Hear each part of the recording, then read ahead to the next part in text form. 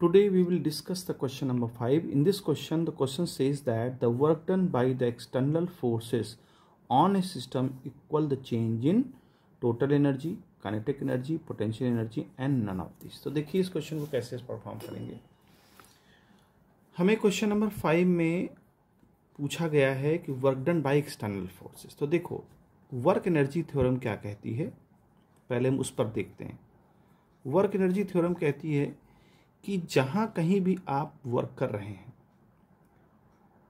वो वर्क आप conservative force के वजह से हो रहा हो या वो वर्क नॉन कंजर्वेटिव फोर्स की वजह से हो रहा हो या वो वर्क हमारा एक्सटर्नल फोर्सेस की वजह से हो रहा हो, ये सारे वर्क डन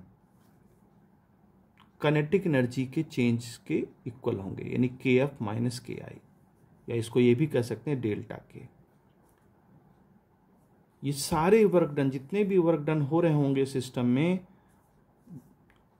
जिन जिन फोर्सेस की वजह से, वो सारे किसके इक्वल होंगे, चेंज इन काइनेटिक एनर्जी के. तो अब चूंकि कंजर्वेटिव फोर्स हम जानते हैं कि कंजर्वेटिव फोर्स जो होता है, ये हम लोग क्वेश्चंस डिस्कस कर चुके हैं कि वर्क जो है कंजर्वेटिव फोर्स के तहत होता है चेंज इन पोटेंशियल एनर्जी की,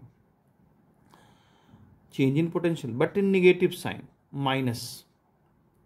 तो यहां पर अगर हम देखें तो work done by conservative forces को अगर हम ले लें minus change in potential energy, या हम लोग जैसे ये भी पढ़े क्वेश्चंस में लगाएं कि delta U is equal to minus W, तो वही बात होगी, डब्ल्यू लिखना चाहें तो ये माइनस इधर साइन आ जाएगा.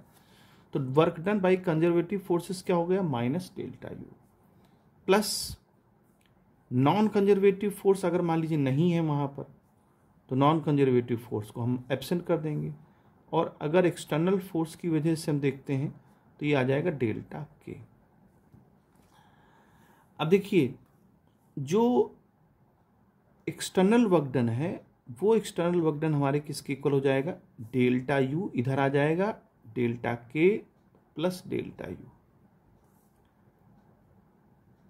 और डेल्टा के और डेल्टा यू मिल करके क्या बनाएंगे, टोटल एनर्जी, या हम यूँ कह सकते हैं मैकेनिकल एनर्जी.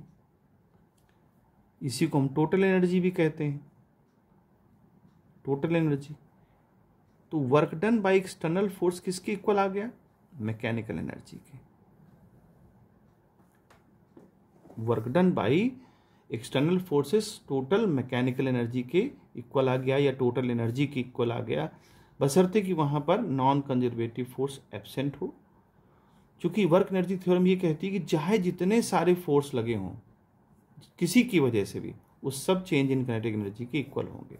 वहाँ चाहे कंजर्वेटिव हो, नॉन कंजर्वेटिव हो, एक्सटर्नल फोर्सेस हो, उन सब का sum change in kinetic energy के इक्वल होगा. तो इस तरह से इस क्वेश्चन को सॉल्व कर लेंगे.